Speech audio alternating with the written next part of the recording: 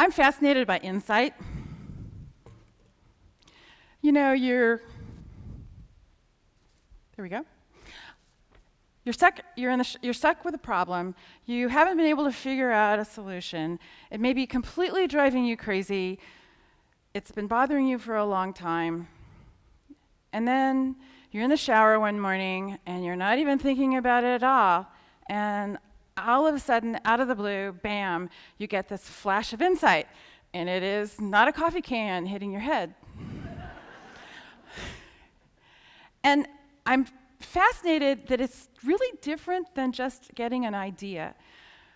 When you get that flash of insight, it's like you're absolutely certain it's the right answer, and that certainty just propels you into action. And it's as if an insight is an idea with action embedded in it. So I wanted to figure out a way to make that happen more often. And so it turns out it has a whole lot to do with the way the brain works. The brain has about 1 billion neurons. It's really the size of the Milky Way. When you get that insight in the shower, it's like a new neural connection has happened in your brain. But because it's new, by definition, it's weak. A really well-established neural pathway hasn't been developed for it yet. So you have to have really low signal noise in your brain even to be aware of it. High signal noise is when you're freaked out and upset and worried and trying really hard to solve a problem. There's been an interesting study at the University of London where they took all the subjects and they wired them up to EEG machines so that they could track their brain waves as they were solving insight problems. So those are the kind of problems that really require that flash of insight, and you can't figure it out iteratively. And what was fascinating is that they discovered that you could predict up to 8 seconds before that flash of insight hit because their brains went into alpha waves, which is that focused, relaxed state that you're in the shower. For some people, it's on a long walk, hike, run, drive.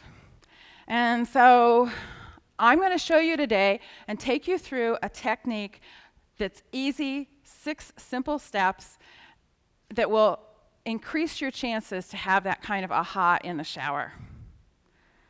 So what I want you to do right now is we're going to bring the house lights up, and in your bag you're going to find a card. It looks like this, and at the top it says a goal.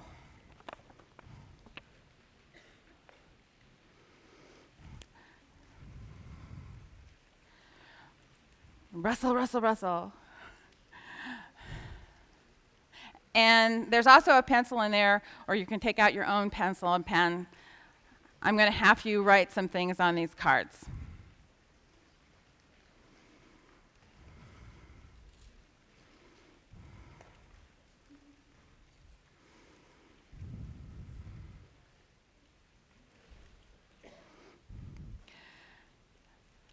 So I'm going to ask you 6 questions, simple questions, and the secret to success for answering these questions is to answer really fast. The very first thought that comes off the top of your head. It may not be the most important answer or the biggest answer, just the first thing that comes into your head. And there's 2 reasons for doing that. One is you'll get better results with this technique if you do it that way. And the second one is, this is TEDx. We don't have a lot of time. It's okay, though, if you don't finish during the talk. It's an easy process. You can do it later. You can do it again as many times as you want. And then also, every step of the way, I'm going to show you an example. And that example comes from the fact that I just came back a few weeks ago from an amazing trip to Ethiopia.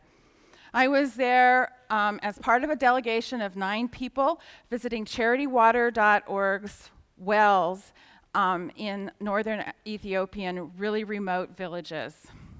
Charitywater.org is a wonderful nonprofit.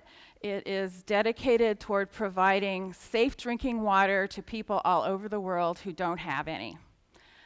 I was there under the auspices, our whole group was there under the auspices of a new company that's in San Francisco called Soma Water. And what Soma Water does is develop products for great drinking water in the home. What I did was I went through this process with Mike Del Ponte, who's the CEO and co-founder of Soma Water. And so every time while you're writing down cards, you'll be able to look at the answers that Mike gave on the screen. And I'll take you through it. All of his entire process has to do with our trip to Ethiopia. So we're going to get started. First, I want you to stop for a minute and think of a problem that's really bugging you. The more it's bugging you, the better. Something that you feel stuck on. And then I want you to think about what you would like to achieve if you solved that problem. What kind of a goal could you have for solving that problem? You can start writing that right now while I show you Mike's answers. So the goal that he had, again, not necessarily his biggest goal or his most important goal. This is what flashed into his head immediately. And that was to encourage somawater.co customers to give up their birthday for charity water. Giving up your birthday for charity water is a main fundraising technique of charity water, and that is to encourage your friends and family to donate to charity water in lieu of gifts for your birthday. So that's an example of a goal. So everybody, make sure you write down yours. Now we're going to go to the second part right underneath goal, where it says an obstacle. There, I want you to write down just the first thought that comes to your mind of an obstacle that you're facing that's keeping you from solving this problem. And again, I'm going to show you Mike's obstacle. His, off the top of his head, was timing. Some customers will have just had their birthday. So they do a big promo now. They may be talking to a whole lot of people. It's going to be 10 or 11 months until their next birthday. They may not remember. So that's an example of an obstacle. And the final one on this side is a next step. So think of a next step that you could take to solve the problem, to help solve the problem at least, in the next month or so.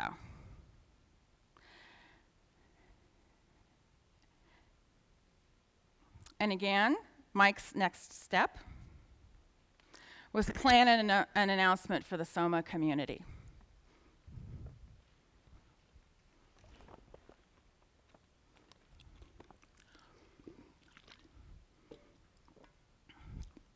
Okay, we're halfway through.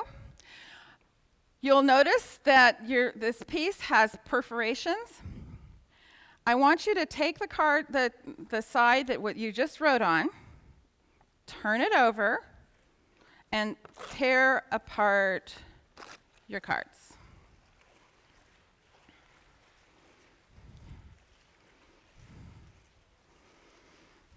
And so you're going to end up with a stack of 3 cards, and you have nothing written on that side of the card. And don't look at the other side of the card you've already written on until I get you to the point and tell you to do so. Okay, so on this side of your first card, in the upper right-hand corner, you'll see a blank space, and it'll say location. So write the word location in the upper right-hand corner of your card. And then under it, I want you to write a brief but specific place in the world that you really, really like.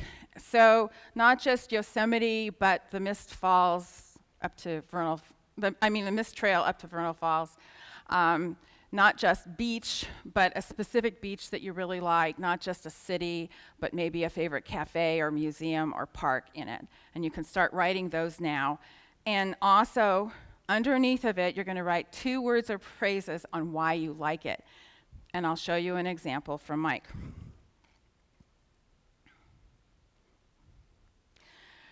So the favorite location that first came to mind for him was the Ethiopian village when water gushed out of their new well for the first time.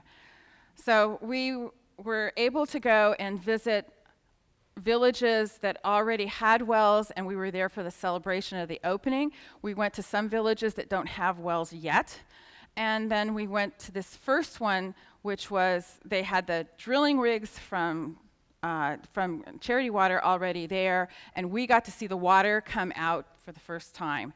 And the 2 words or phrases on why he liked it was excitement and celebration, and let me tell you, it absolutely was. And let me show you a picture of that.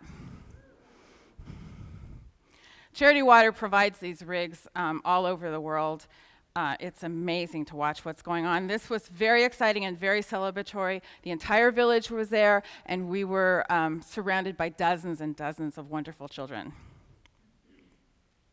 So now go to your next card. And in the upper right-hand corner, a favorite food.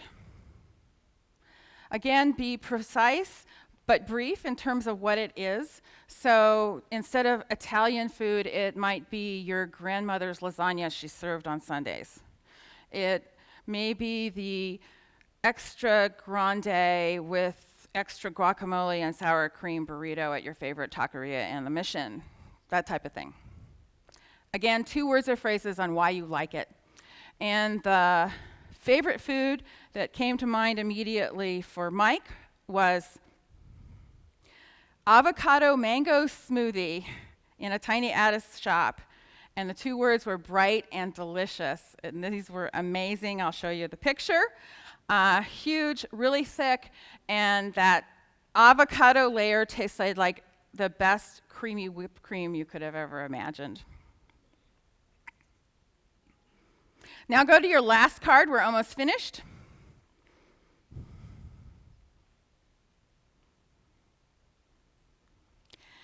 And this one in the upper right-hand corner, write a favorite scent or smell. This can be a perfume like the Chanel No. 5 your mother wore, or lavender, but it also can be dirt or grass. Recently did this with someone, and their favorite was Australian farm animals. Hey. And 2 words or phrases. And here is Mike's example: roasting eucalyptus acorns to heat the coffee to celebrate a new well.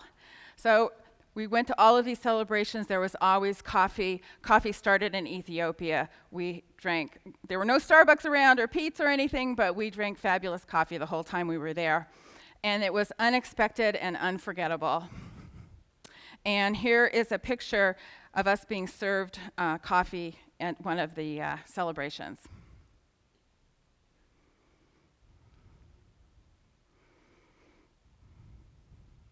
Okay, we're done.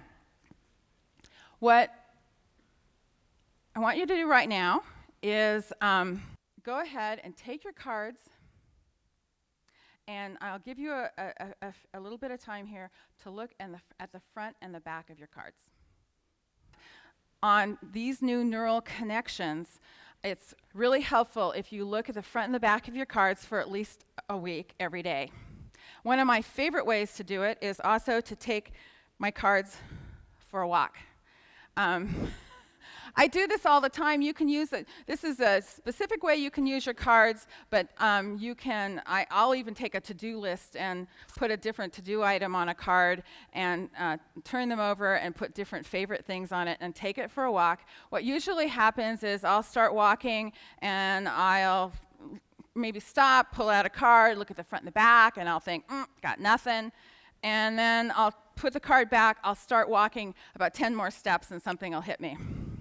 The most important thing that you can do is actually to play with your cards. And one of the things that I love to do is I love to brainstorm with people about their cards. So I'm available through all the breaks today, lunch. Anybody can come up to me if you'd like me to brainstorm with you about your cards.